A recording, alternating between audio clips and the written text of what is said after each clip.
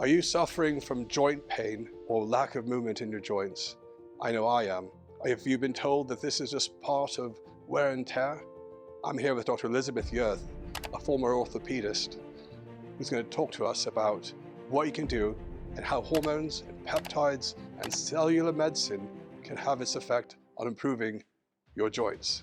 So you don't want to miss it.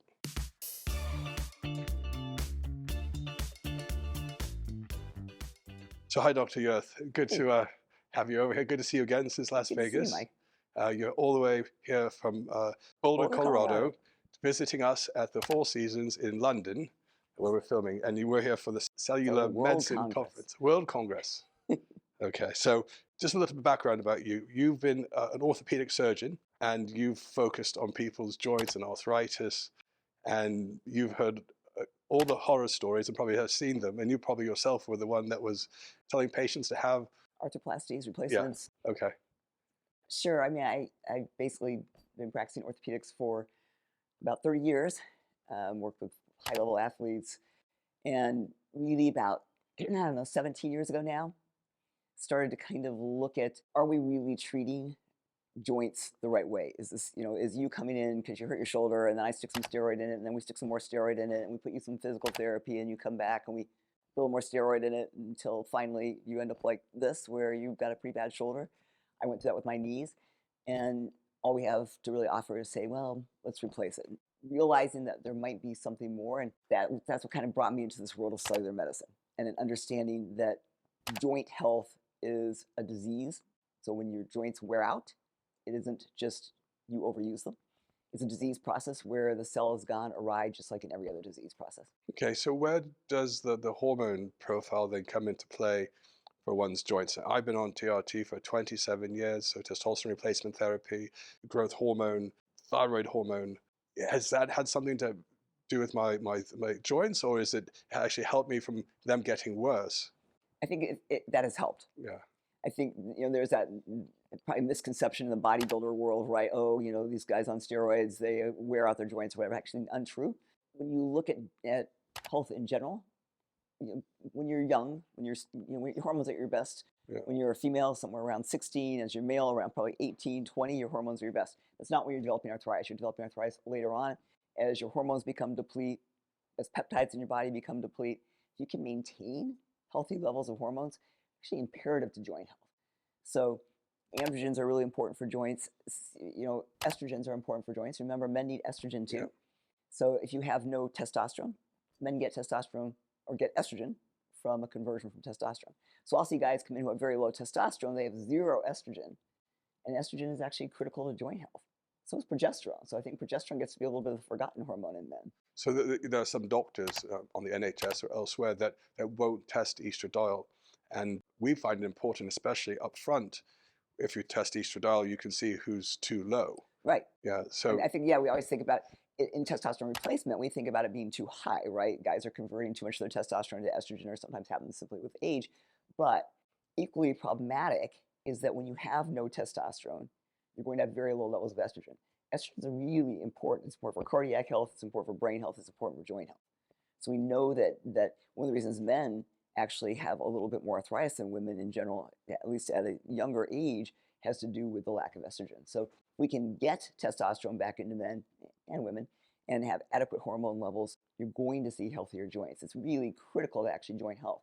This is where we know that this is just like brain health, just like cardiac health. You've got to keep your overall health at optimal levels. And that's how you keep your joints from becoming worn out or your brain from becoming worn out, is to have all these hormones in a normal range, a healthy range. Have you seen men who, even on testosterone replacement therapy, have really low estradiol levels?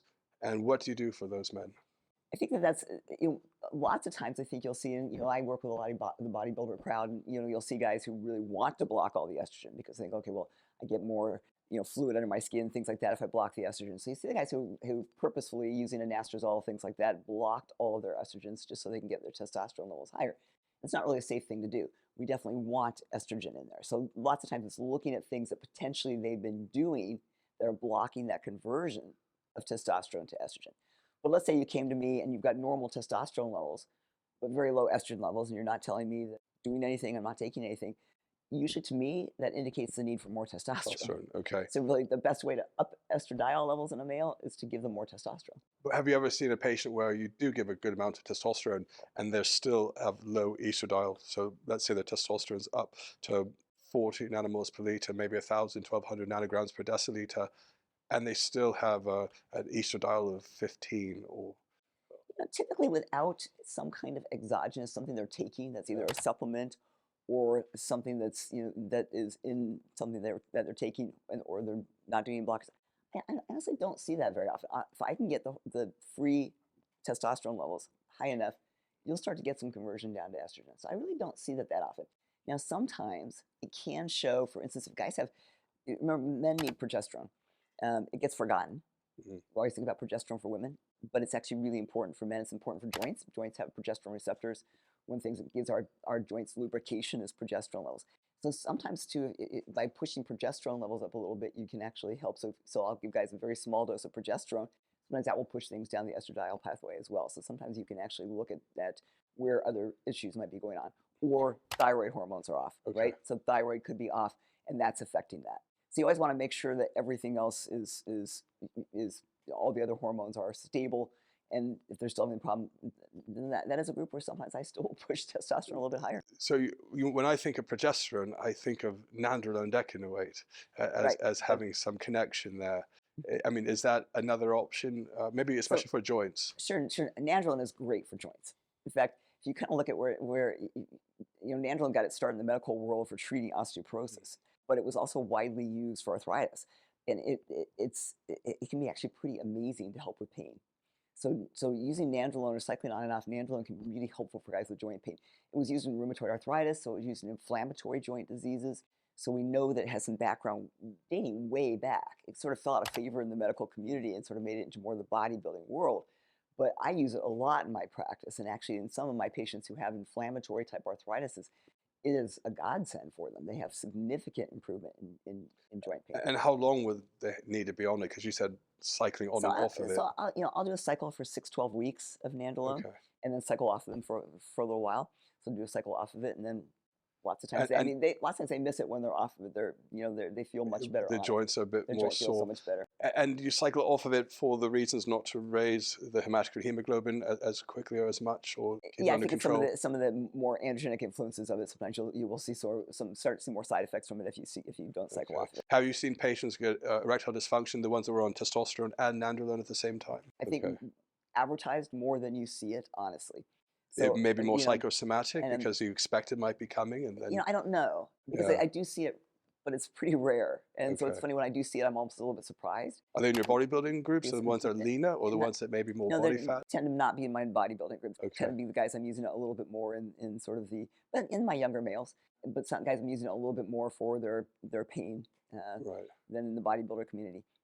But you see that a lot, right? The whole decadic thing. But I honestly, in reality, I love it. I actually love it in my women too, honestly, for treating osteoporosis, for treating fractures. Even post-surgery, you can get somebody to heal so much faster by doing a nandrolone course. So if you do surgery on somebody, or somebody has to have a joint replacement, something like that, you can get them to heal and recover much faster. And there's lots of literature about that. So I think that that's a very underutilized hormone in the orthopedic world in terms of helping healing and recovery. What about the use of exogenous human growth hormone for the joints? I know there have been some papers about intra-articular injections of HGH. I think in your presentation you talked about IGF-1, which is metabolite of HGH. Right. So, growth hormone in general, so we use a lot more in my peptide world, or growth hormone secretagogues. So we use things that help you still have a whole lot of growth hormone, you're just not releasing it. So we use what it really allows you to make and release more growth hormone.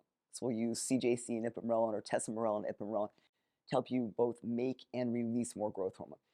There are growth hormone receptors everywhere, all over your body, even on your immune cells. So keeping growth hormone at a good level that was more what was when you were younger is really helpful to joints in general. Joints do have growth hormone, they have IGF receptors. It does help joint health.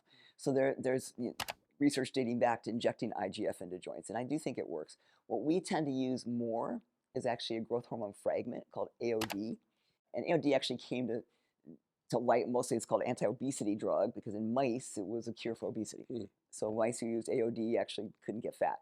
In humans, in a small population, it does work pretty well for that. But injected into a joint, that growth hormone fragment actually has a really nice reparative quality.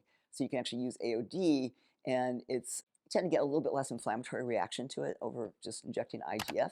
Okay. It's super well tolerated, and that combined with using a little hyaluronic acid, which is almost like a synthetic joint fluid, helps to lubricate the joint a little bit, you can actually get significant benefit. So you'll do an injection like once a week for 4 weeks and see significant improvement in pain. I'll have patients who do that once and they maybe come back a year later and do it again.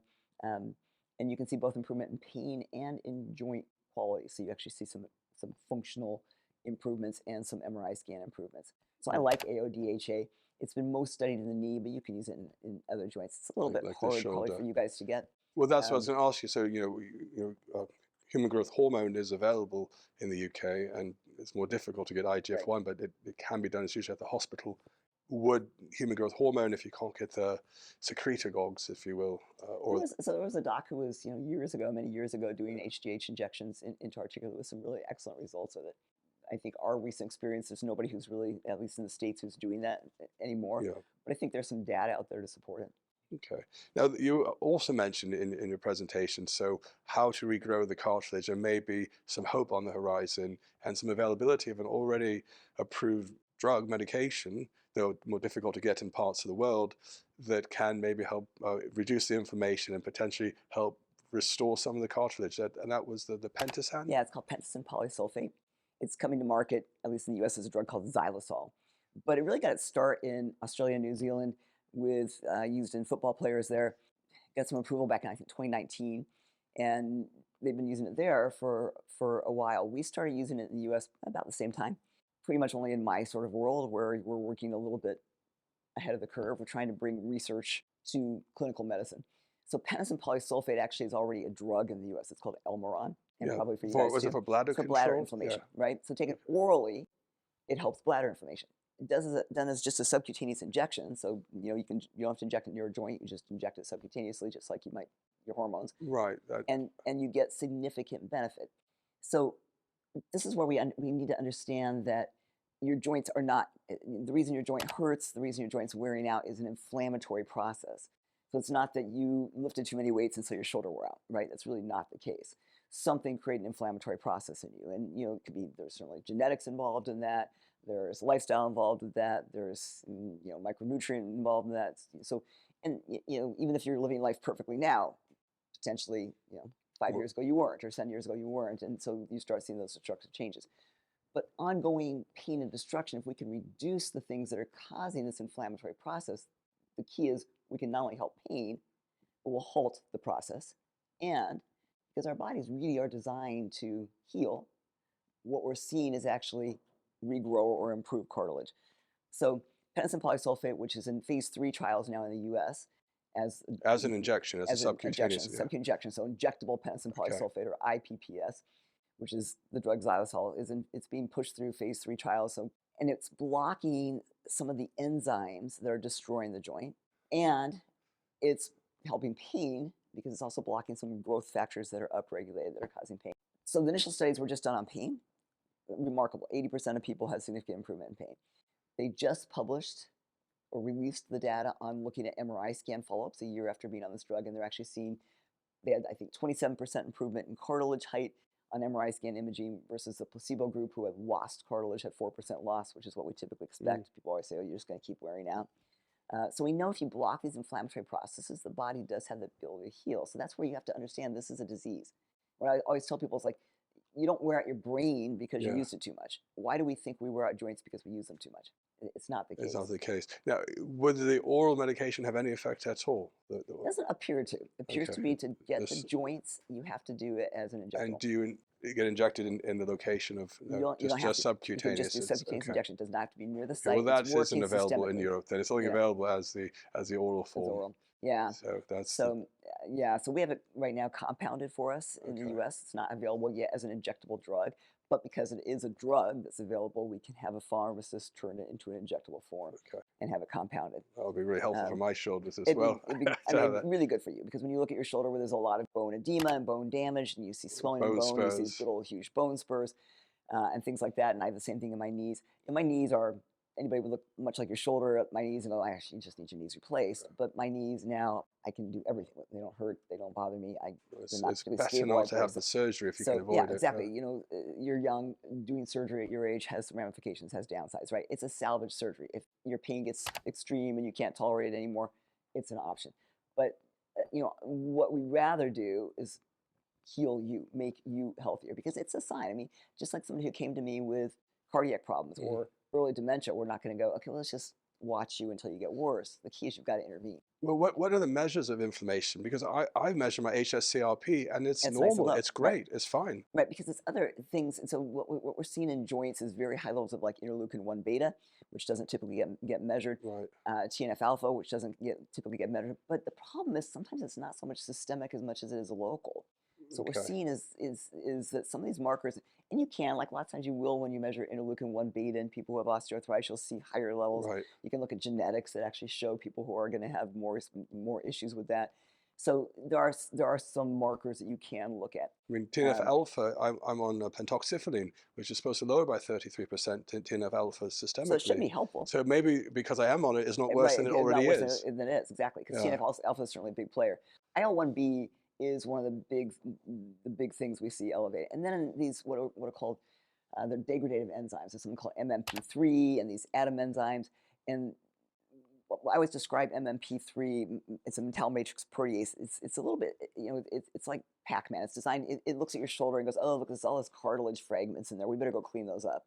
So it starts trying to clean up these cartilage fragments, and it's like, well, there's more to clean up. And now it starts so cleaning up that it's destroying the joint. It's a little bit like I'm scrubbing a spot on my wall, and I've now scrubbed the wall away. Right. So you've got to get That's rid a of good these analogy. degradative enzymes that for whatever reason in you are upregulated. And you look at a shoulder like yours or a knee like mine, where there's all this kind of swelling in the bone and, you know, it's cartilage fragments that now go on to become bone spurs. We know that those people have much higher levels of these enzymes. Now, why is that? Don't really know that. Mm. That's Because, you know, you look at fascinating, yeah. you and I who eat well and healthy and exercise and try and do everything right. Why do we still have this problem? You've got to say this. There's probably a bit of a genetic role. There's another molecule you mentioned. I think it's a prescription medication, something to do with the proteases.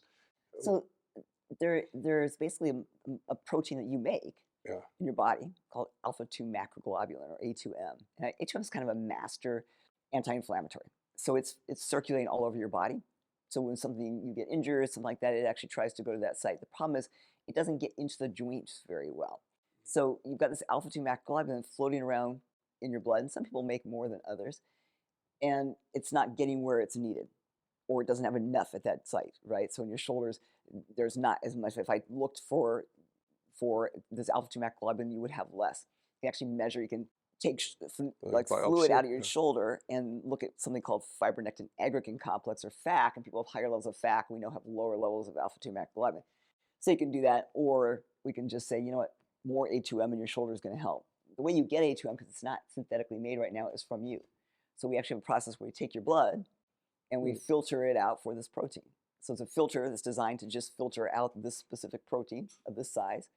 And it looks like liquid gold when you get it, and then you inject it back into these sites. You can inject it into shoulders, you can inject it into spines, you can inject it into discal.